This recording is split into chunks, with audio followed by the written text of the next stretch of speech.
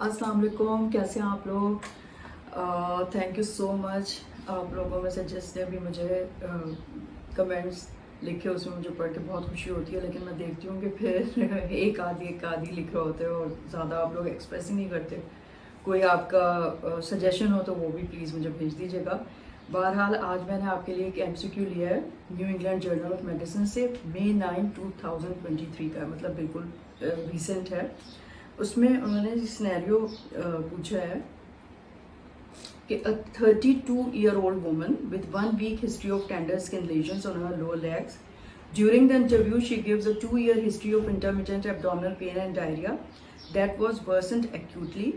She has been told that she has irritable bowel syndrome and has been treated with antispasmodics, but her symptoms have not been improved. Her recent bowel movements have contained scant amount of blood. Her vital signs and cardiopulmonary examinations are normal. Her abdomen has hyperactive bowel sounds and tenderness that is most prominent in the right lower quadrant. There is no rebound occurring. Skin examination reveals tender erythematous plaques and nodules on her shins. ठीक है, तो ये 32-year-old women बताई है, 1 week history और tender skin lesions हो गए उसके शिन्स में। और फिर उसने बताया 2 ईयर से उसको डायरिया और एब्डोमिनल पेन होता है और उसको डायग्नोज उन्होंने किया हुआ है इरिटेबल बाउल सिंड्रोम और एंटीस्पाज्मोटिक से वो लेती रहती है। लेकिन अभी 1 हफ्ते से उसकी बहुत ज़्यादा तबीयत ख़राब हो गई है और बाउल मूवमेंट्स जो है, मतलब स्टूल में उसको थोड़ा ब्लड भी आ रहा है। हर वाइटल साइंस और कार्डियोपल्मोनरी एग्जामिनेशन सब नॉर्मल है। हाइपर एक्टिव बाउल साउंड्स हैं और बाकी एग्जामिनेशंस जो हैं वो ठीक हैं, लेकिन उसके स्किन एग्जामिनेशन में प्लेक्स हैं, टेंडर इराइथीमेटस प्लेक्स और नोड्यूल्स उसकी दोनों शिन्स में हैं। ठीक है, अब क्वेश्चन उन्होंने पूछा है, अब ये आप डायग्राम भी देख लें, इसमें दिखाया हुआ है एक लोअर लेग उसका दिखाया हुआ है। Which one of the following diagnosis most likely. A उन्होंने दिया है पॉलीआर्थराइटिस नोडोजा, B है स्वीट सिंड्रोम, C है पैनक्रियाटिक पैनिकुलाइटिस, D है पायोडर्मा गैंग्रीनोजम और E है इराइदीमा नोडोजम। ठीक है, तो क्या है, बिल्कुल साफ नजर आ रहा है, पहचान गए होंगे आप, इराइदीमा नोडोजम ही है। ठीक है, तो E इनका ऑप्शन सही है, करेक्ट ऑप्शन इराइदीमा नोडोजम। की लर्निंग पॉइंट उन्होंने बताया, subcutaneous nodules on the shins of a patient with inflammatory bowel disease most likely represent erythema nodosa. अब ना उन्होंने जो हिस्ट्री दी है उसमें है कि उसको इंटरमिटेंट डायरिया होता रहता है और एब्डोमिनल पेन होता है, 2 साल से उसको होता है, लेकिन अभी 1 हफ्ते से उसकी ज़्यादा तबीयत ख़राब है। लेकिन उसको सही है, एक्चुअली किसी ने डायग्नोज नहीं किया हुआ, उसको इरिटेबल बाउल सिंड्रोम लेबल करके उसको ट्रीट कर रहे हैं एंटीस्पाज्मोटिक के साथ। अभी 1 हफ्ते से फिर उसको ये हो गया है कि उसमें ब्लड आ रहा है। ठीक है, तो स्टूल में, तो इन्फ्लेमेटरी बाउल डिजीज फिर डायग्नोसिस की बन जाती है। ठीक है, तो ये तो बहुत कॉमन होता है इराइदीमा नोडोजम और बहुत सारी डिजीजेस में होता है, उसका आपको पता होना चाहिए किस किस में हो सकता है, तो इसलिए मैंने आपके लिए बना लिया था। डिटेल फीडबैक में वो बता रहे हैं कि erythema nodosum is a panniculitis characterized by tender erythematous to reddish brown subcutaneous nodule on the anterior shins. Given the symptoms described in this case, this patient likely has inflammatory bowel disease associated erythema nodosum. लेकिन हमारे यहाँ बहुत common है, tuberculosis में भी हो सकती है ना, तो erythema nodosum इसमें भी मिल सकता है आपको। Erythema nodosum is a reaction pattern that may also occur in association with other conditions, infections, sarcoidosis, lymphoma, or with particular medications. The most commonly reported infectious etiology is streptococcal infection, but erythema nodosum may also be seen with many other infections, including tuberculosis and other bacterial, fungal, and viral infections. Oral contraceptives are also a rare cause of erythema nodosum. अब इसमें जब मैंने ये पढ़ा था ना इनका scenario, तो ऊपर से तो मुझे लगा बिल्कुल ट्यूबरक्लोसिस, एब्डोमिनल ट्यूबरक्लोसिस, लेकिन जब नीचे उन्होंने बताया कि स्टूल में ब्लड आ रहा है तो फिर मुझे हुआ कि नहीं।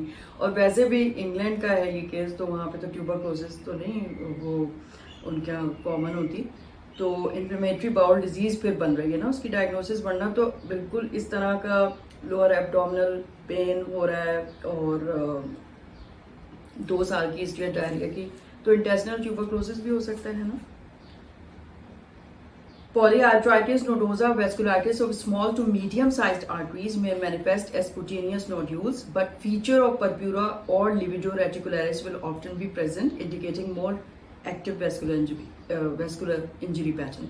अब इसमें जो है ना मतलब वेस्कुलाइटिस में भी आपको ऐसे लीजन्स मिल सकते हैं, लेकिन वो ज़्यादातर जो है वो क्या कहते हैं उसको, मतलब नेट शेप्ड होते हैं ना, बहुत ही बारीक बारीक सा एक जाल सा बना हुआ होता है जो लीजन्स होते हैं, लिविडो रेटिकुलरिस कहते हैं या परप्यूरा मिल सकते हैं। इस तरह के मतलब इसमें अनकॉमन है कि वेस्कुलाइटिस में ऐसे हो रहे हो, इराइदीमेटस और टेंडर नोड्यूल इस तरह के नहीं होते। पॉलीआर्थराइटिस नोडोजा में be limited to the skin और associated with vasculitis of internal organs.